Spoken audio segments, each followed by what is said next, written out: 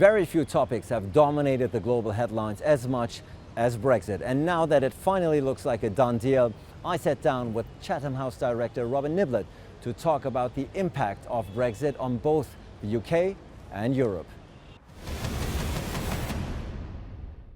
Robin Niblett, thank you so much for joining us. Brexit is the topic that your country certainly in Europe and even much of the world has been talking about for a long time. Now on the 31st of January, it seems like it's finally going to happen. Is this the point of no return? Definitely. Once that date is passed, the EU will formally recognise that Article 50 process is finished. There will be no more deadlines extended. The Parliamentary Act, the Withdrawal Bill Act, will come into force.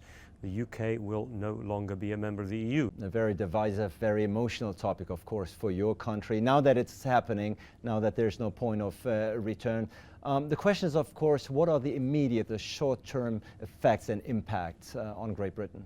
The short-term effects are that we enter a new period of uncertainty because the UK now begins negotiating the bare bones of a free trade agreement which must be completed by the end of December of 2020. So you've got under 12 months, 11 months in a way to get it negotiated, and the EU probably won't have its negotiating mandate ready till March.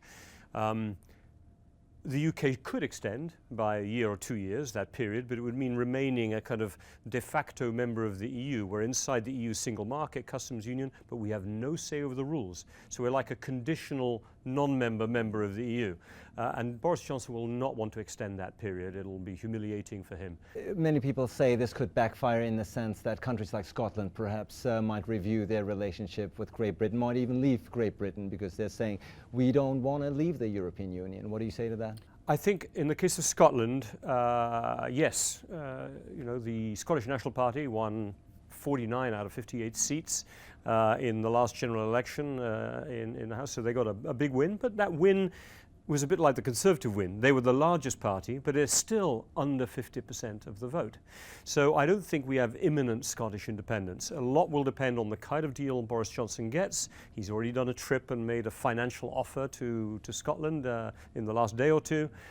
He is trying to make sure that this doesn't come out. I think many Scots are nervous about what the economic implications will be until they see how Northern Ireland survives kind of being inside the UK but connected with the EU. Ireland may be the bigger problem again in the medium term because there you have a growing proportion of the North that are Catholic. Just because you're Catholic doesn't mean you're in favour of unification, by a long way.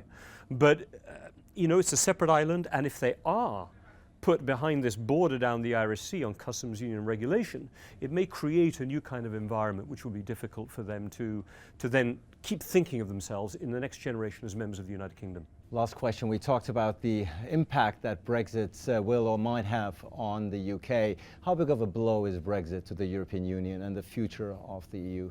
It's a blow for the EU's geopolitical credibility in the near term.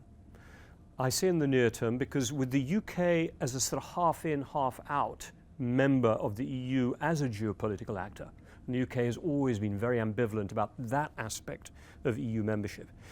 With the UK leaving the EU, over the next few years you have a slightly more cohesive group of countries that may, although be less powerful geopolitically because they'll lack the UK's voice in the UN, the UK's military capacity and intelligence capacity in an intimate way, they may be able to have a more coordinated identity even if they're a little smaller in that identity. So it's a trade-off, if you see what I'm saying. And the UK itself will have to become a more proactive foreign policy player because it can't hide inside the EU anymore.